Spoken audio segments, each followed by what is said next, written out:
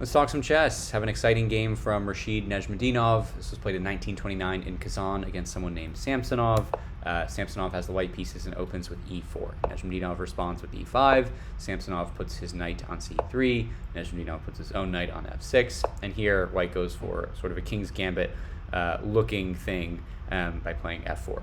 Nezhmetdinov says, I don't care about that pawn. I'm going to attack in the center with d5. And there are a couple of trades here. White takes the pawn on e5. This obviously comes with an attack on the knight. So Nezhmetdinov takes the pawn on e4 with his own knight. And this already is a pretty annoying knight to deal with. It is supported by a pawn. It's deep in black's position and controlling a lot of important squares. And it's not easy to get rid of. For example, if you take with a knight, then you just get pawn takes on e4. And now it's not easy to take this pawn. You can't take it in a single move. It's controlling some important development squares for white and not a super fun position to play. It's a little bit cramped in. If you try to kick the knight with d3, then you just get knight takes knight on c3. And after you take back with the pawn and black pushes d4, you pretty much have to take, but then you get queen takes on d4. This comes with a lot of threats. The queen is attacking the rook on a1. It's attacking the pawn. That would come with that would come with check on the king on e1. So just not a fun spot to be in. So white doesn't deal with kicking this knight away. Instead, white develops a piece of his own and plays knight to f3. And now Nezhmetdinov says, I like my knight where it is, and I don't want it to be taken, just at a moment's notice, so I'm going to play bishop to b4 and threaten white's knight. White ignores that for now and just plays queen to d2, developing another piece, and now Nezhmetdinov takes the knight.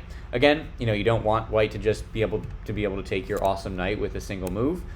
You want them to, you want white to have to prepare and play d3 or something like that. So bishop takes is Nezhmetdinov's move, and obviously the pawn takes back. And now, Nezhmetdinov is happy about his knight here. It can't be kicked or can't be taken in one move unless you want to sacrifice your queen. And here, Nezhmetdinov really wants to play queen to h4 check, because then you have kind of the queen and the knight, working in tandem to kind of go after this king.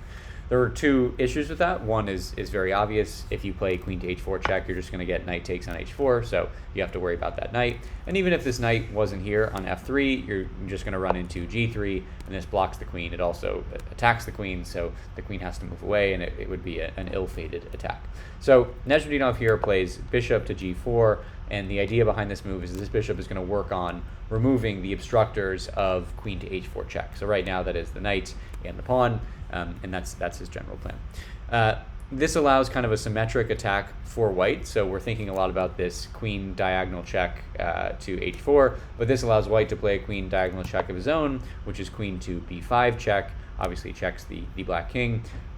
You can block you can move, probably not a good idea. You can block with a couple of different pieces, but Nezhmetdinov plays the suggested move here, which is just c6, and this allows queen takes on b7, which obviously now threatens the rook.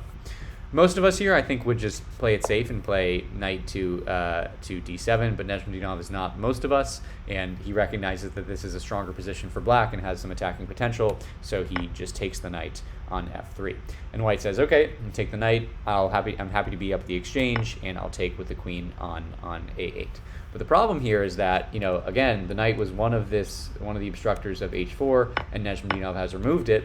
And when, the queen takes on a8, Nezhmetdinov says, okay, I'm going to remove the other obstructor of queen to h4 check, and that is the pawn on g2.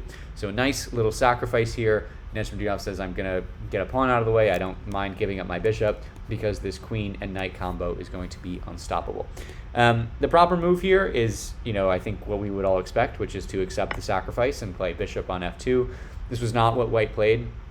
I'm not sure why. If I had to guess, white is worried about queen to h4 check, king moves to d1. That's the only square that doesn't lead to immediate mate. And then probably worried about a fork, either knight to f2, forking the king and the rook, or worried about queen to g4, forking the king and the bishop. This isn't like an imminent threat because, for example, if king to e1, Nezhmetdinov cannot take the bishop here because then this is completely losing for black.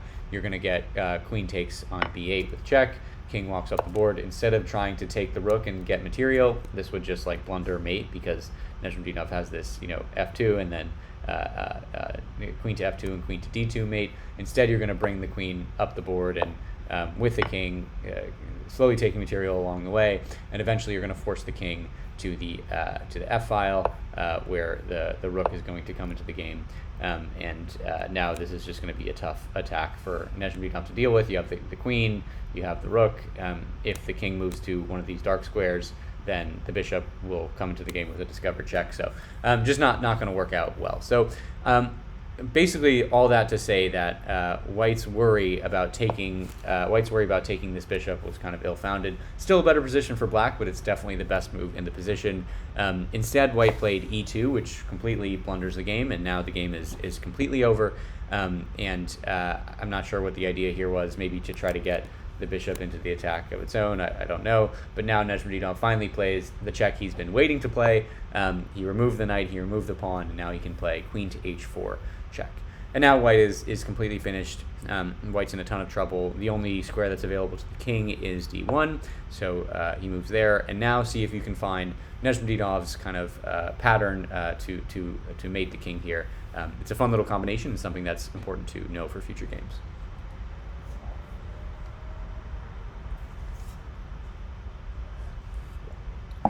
Okay, so this combination comes up a lot when you're attacking with a knight and a queen, and the first move you want to play here is knight to f2. This checks the king, the knight can't be taken, so only one move, king to e1, and now the knight dances away to d3, and you have a double check from the queen and the knight. So the king has to move. You can't capture the knight because the queen is checking the king.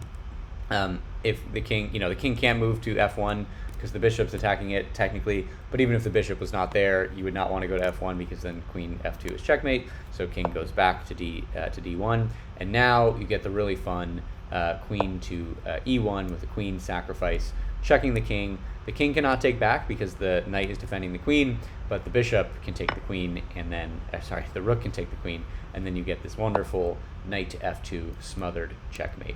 It's called a smothered mate because the knight is checking the king, and the king has no squares to go to. It's completely smothered in by his own pieces.